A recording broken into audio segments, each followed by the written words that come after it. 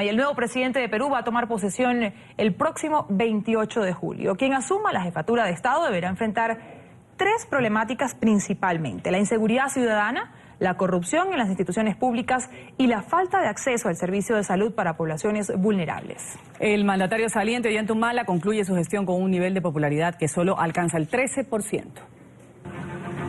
En el 2011, Ollanta Humala recibió un país con una economía sin expectativas de crecimiento. Su plan de gobierno se centraba en aumentar el Producto Interno Bruto apoyado en la minería y la exportación de gas. También tenía como objetivo la inclusión social y el cubrimiento de los servicios básicos para las poblaciones más vulnerables. 5 años después, este es el país que recibirá su sucesor. Economía. Según el Fondo Monetario Internacional, el crecimiento económico durante el 2015 en Perú fue del 3,26%. Un conjunto de reformas políticas urgentes.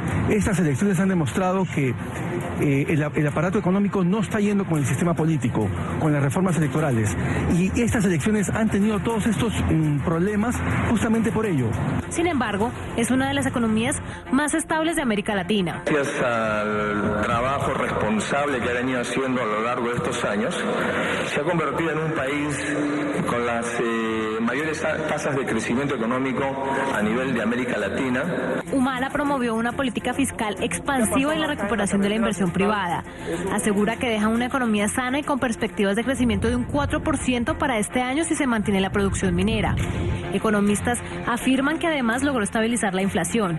La pobreza se redujo del 57,7 al 22,7% según datos de la Comisión Económica para América Latina y el Caribe, CEPAL. En todo ese contexto, el Perú ha venido avanzando de manera responsable y seguimos reduciendo pobreza. Salud. Según cifras oficiales, cerca del 20% de la población peruana no cuenta con atención médica básica. Aunque Humala adelantó la construcción de varios centros hospitalarios en distintas regiones del país, hace falta una política de Estado que garantice un paquete esencial de salud para las zonas rurales. Inseguridad ciudadana y narcotráfico. El 88% de la población considera que será víctima de un delito en los próximos meses. La inseguridad ciudadana sigue siendo una de las problemáticas sin resolver. Se estima que el 29,5% de los ciudadanos ha sido víctima de un hecho delictivo en el último año.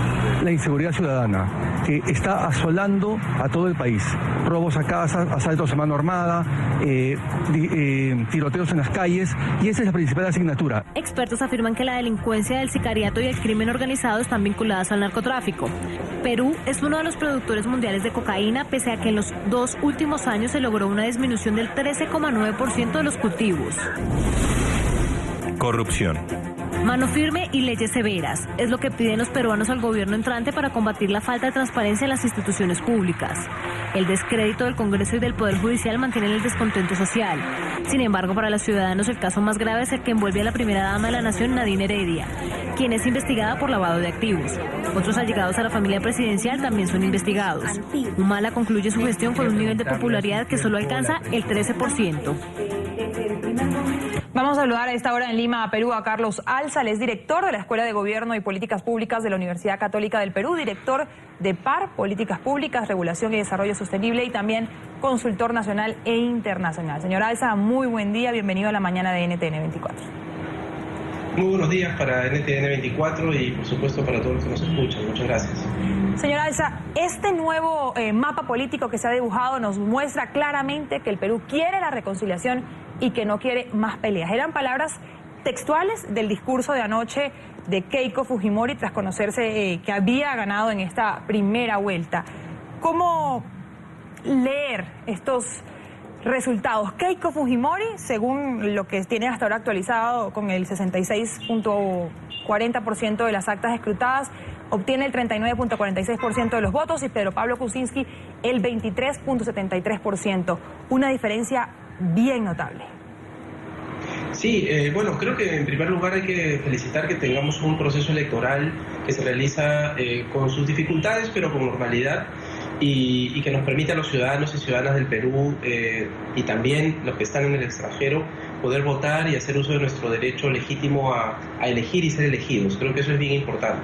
Por supuesto, no es un proceso que haya tenido, que haya sido fácil, es un proceso complejo, con muchos candidatos y que además tiene las dificultades de una autoridad electoral que ha sido de algún modo errática en muchas de sus decisiones, y una población que de algún modo espera un cambio importante y que creo que es el gran mensaje de esta campaña y de esta elección. Yo diría más bien que lo que está buscando el elector al no haber otorgado un voto inicialmente pleno para que gane en primera vuelta Keiko Fujimori o cualquier otro, lo que está mandando es un mensaje de efectivamente necesitamos un cambio, queremos rostros nuevos, queremos que empiecen a aparecer nuevas figuras y sin embargo existe el temor de que la poca experiencia y seguramente la falta de claridad en algunos casos sobre propuestas políticas y económicas y cómo se va a gobernar finalmente el país nos lleve a la idea de tener en los candidatos que ya son más conocidos el voto. Creo que eso es el mensaje que nos está dejando esta campaña de saber que efectivamente la población quiere un cambio, pero que efectivamente también esto refiere a algún nivel de garantía sobre los personajes que ya conoce, que son en este caso Keiko Fujimori y Pedro Pablo Kuczynski, que aparentemente además son quienes están a la cabeza en esta y que irían a esta segunda vuelta, ¿no? Señora Alza, como usted dice, personajes nuevos, pero que sin duda alguna pues tienen o arrastran un pasado conocido en Perú. ¿Cuánto le suma o le resta a Keiko Fujimori ser la hija del condenado Alberto Fujimori, acusado de delitos de lesa humanidad incluso? Hay quienes ven al expresidente como una víctima, otros como el principal victimario de la historia entera de Perú. Yo creo que es una de las grandes cargas que tiene Keiko Fujimori y lo que podría poner en riesgo también su triunfo en una eventual segunda vuelta, porque creo que es muy claro que teniendo al padre, Alberto Fujimori, el expresidente peruano, en la prisión, con cargos y con procesos ya demostrados sobre su participación en los procesos de corrupción, en los procesos de violación de derechos humanos, como autoridad pública, ¿no?, que ha sido el primer mandatario de la nación, eso sin duda genera un impacto en las decisiones de la población, que tiene por un lado un buen número, digamos, yo diría que ese 40% que hoy día se muestra en la votación y que además ha sido más o menos permanente durante la campaña, muestra que hay un voto más o menos fijo de personas que creen que Keiko Fujimori realmente es la candidata que debe gobernar Perú. Pero el antivoto contra Keiko es muy fuerte también, ¿no? Y se va a visibilizar quizá en esta segunda vuelta cuando veamos si es que Pedro Pablo Kuczynski, que eventualmente está en la segunda, acumula esos votos, esos antivotos Keiko, y que podría eventualmente llevarlo a ganar las elecciones si es que supera el 40% de Keiko, ¿no? Ahora, señora Alza, usted ya lo dice ahí, si bien la distancia hoy es notable entre Keiko y Kuczynski, lo cierto es que todavía quedan casi 2 meses para la segunda vuelta y todo podría cambiar para ese momento. 2 preguntas le quiero hacer con respecto a la segunda vuelta. Una es, ¿qué tan viable es una alianza de Kuczynski con otros candidatos, como por ejemplo el caso de Verónica Mendoza, que no es despreciable el número de votos que obtuvo, siempre pues 17% aproximadamente, aunque se espera que según pase aumente el conteo de las actas pueda aumentar también?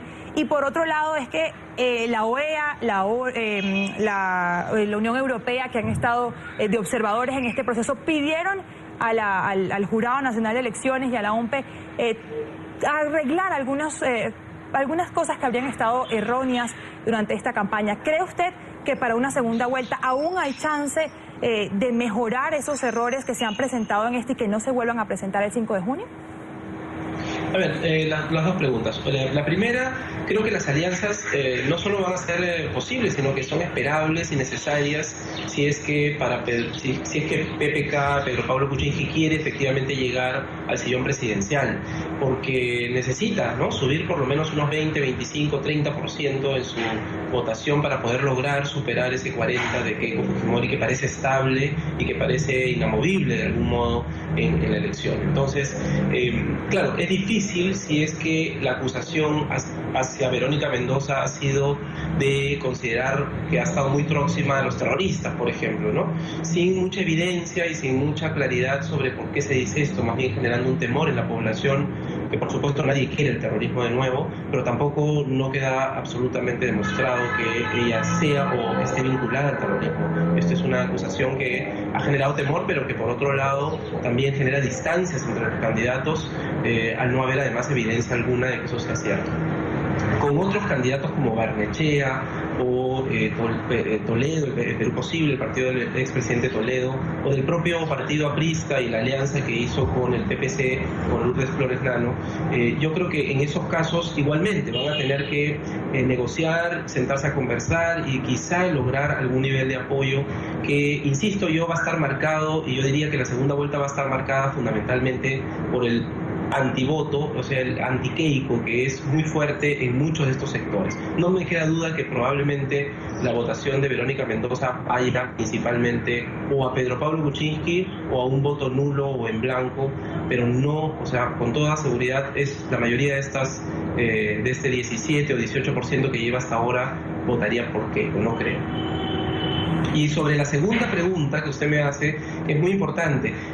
Yo creo que esto es un proceso democrático, pero que ha tenido fallas, ha tenido errores, que por supuesto pueden ocurrir en el sistema, pero que tampoco invalidan las elecciones.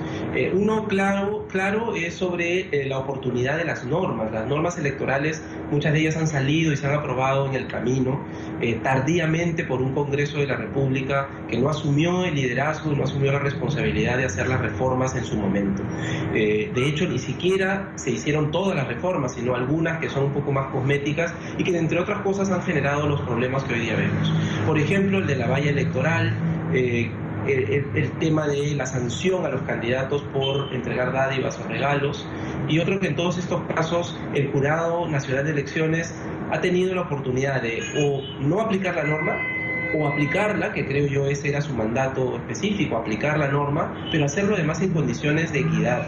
Y lamentablemente la impresión que ha dado el jurado con sus decisiones ha sido que es por lo menos inoportuno al momento de dar la decisión, en el caso de la valla, y en otros ha sido poco neutral, digamos, o poco equitativo en la aplicación de la norma. Ha sido muy estricto con Guzmán y ha sido muy estricto con Acuña, los ha sacado de la contienda, y sin embargo a los otros candidatos que aparentemente han estado en la misma situación de incumplimiento de las normas en la entrega de dádivas, por ejemplo, regalos, no ha cumplido con la misma forma estricta de aplicación de la ley. Entonces eso yo creo que ahora tendrá que estar vigilante, y si sucede de nuevo, sea con PPK o sea con Keiko Fujimori, tendrá que establecer las sanciones.